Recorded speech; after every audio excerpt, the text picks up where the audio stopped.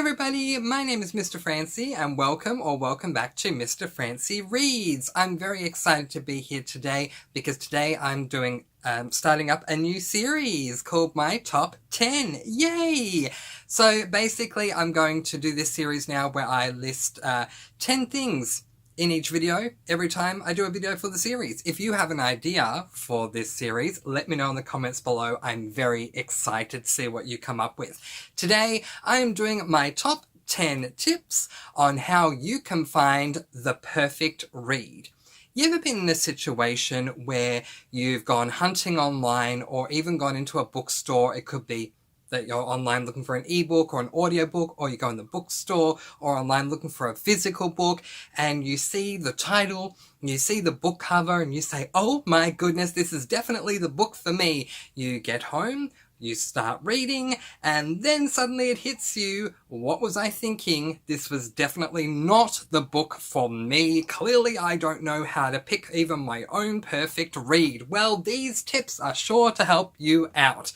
So let's get right on into it, shall we? Here are my top 10 tips on how you can find the perfect read for you. Number 1. Think about the genre. Think about TV shows, films, even other books that you have viewed, listened to, watched, read, whatever it is, and think about what you like about them. Then try and track down what genre that is. Let's just say you love the original TV show Charmed. Now, a big top tip I can give you with this point is be specific. What is it that you love about the show Charmed? It's a fantasy series. Do you love Charmed for the magic system? Wonderful! Fantasy is definitely for you. Do you love Charmed because of the sisterly bonding? Well, maybe a contemporary is more for you. Do you love Charmed because of the boyfriends? Maybe a romance is for you. It is time to get specific. What shows, what films, what reads do you love, and what specific genre does what you love about that particular thing become? Tip number 2. Consider how far across the line you are willing to allow the author's work you want to read to cross. There is a line out there, and depending upon the type of book you pick up is how far with that line the author can go. If you pick up a middle grade book, then there is a very hard and fast line as to how far the author can go, because middle grade books are targeted to a younger audience. For YA, young adult book, then the line is a little further along, but it still does come with its own limitations. However, if you pick up an adult book, be fully prepared that the author has no line at all in front of them. So if you are someone who doesn't mind horrors, but the last thing you want to do is read about a bloody murder that is going to be written in such graphic detail, maybe adult is not the way to go. Consider how far you want your author to be able to go when it comes to that line before you pick out your next read. Tip number 3. Consider length. Are you looking for a book that you can read in the space of a day or in the space of a week maybe? Or are you looking for a read to take away with you on that monthly vacay and that you just want to enjoy? Depending upon what you want to get out of this read and how long you want to take to get through it really should depend upon the type of length of book that you are going to go for. If you want something quick and easy, a novella is probably the best way to go. Or consider a half tome, which is around the close on 300 pages or less mark. If you like cozy mysteries, generally speaking, they are 300 pages or less. But if you like high fantasy, it could be anywhere from 500 pages to 1,000 pages. So what kind of length do you want? Consider it before you pick up your next read. Tip number 4. Read the premise. Yes, I cannot recommend this highly enough. Now, I am the type of reader who likes to go into books blind. So you're probably thinking, Mr. Francy, why are you giving me a tip that goes against what you do yourself? Well, the thing is, I'm trying to help you find your perfect read. But if you go into a book just purely based on the title and the cover, and you go in with a certain expectation of what that book is going to be, there is every chance that it's not going to end up being that way that you predict it is going to be. What is the best way to ensure that you know the type of book you're going to get into? Read that premise. It is on the back of the book for a reason. It's not going to give away anything that would be deemed a spoiler, but it is going to tell you enough for you to work out if this is the right book for you. Read that premise. Tip number 5. Read or watch spoiler-free reviews. There is nothing better in my mind than reading or watching a spoiler-free review. The name of the title suggests it itself. It is a spoiler-free review. You are not going to be spoiled for anything massive that is going to take place. But the great thing about reading or watching on BookTube a spoiler-free review is that 9 times out of 10 you're going to have an average human reader who is going to give you an average human review. It is a great way to listen to them tell you what their thoughts and feelings are on the book without you being spoiled, but also it is a great way for you to glean from what they're saying whether it's going to work for you or not. A lot of the best reviewers out there are those who will review in a very human and relatable way. But not only that, they're going to say, I liked this book or I didn't like this book and here is why. You can then, the viewer or the reader, infer from their reasoning whether the book will work for you. Spoiler-free reviews go a long way to assisting you to find the perfect read. Tip number 6.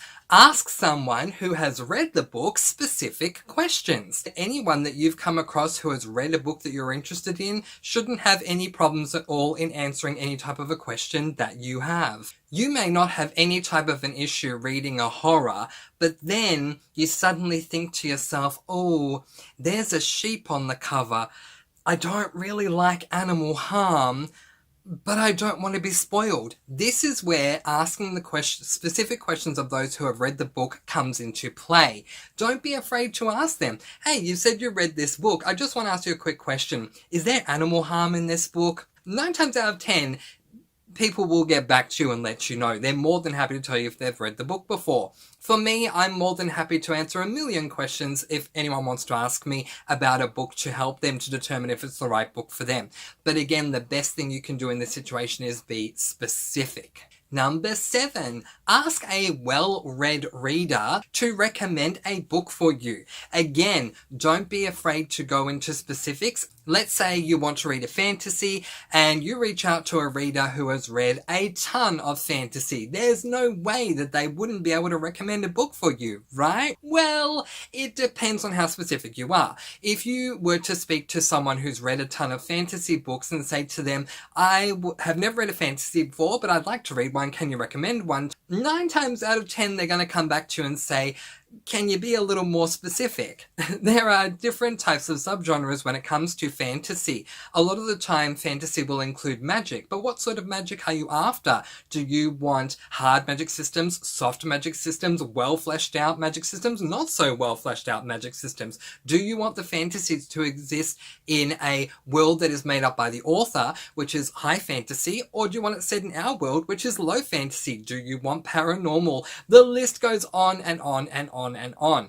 Be specific when you're reaching out to these people. I would like this type of a book where something along the lines of this or this or this happens. Don't be afraid to reach out to anyone who is well read to ask them for their recommendation. Tip number 8.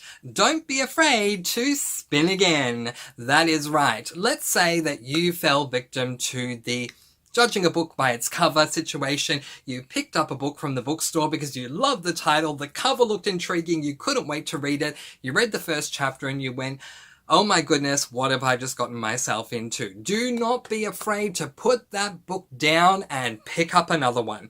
We call this DNFing, which stands for did not finish.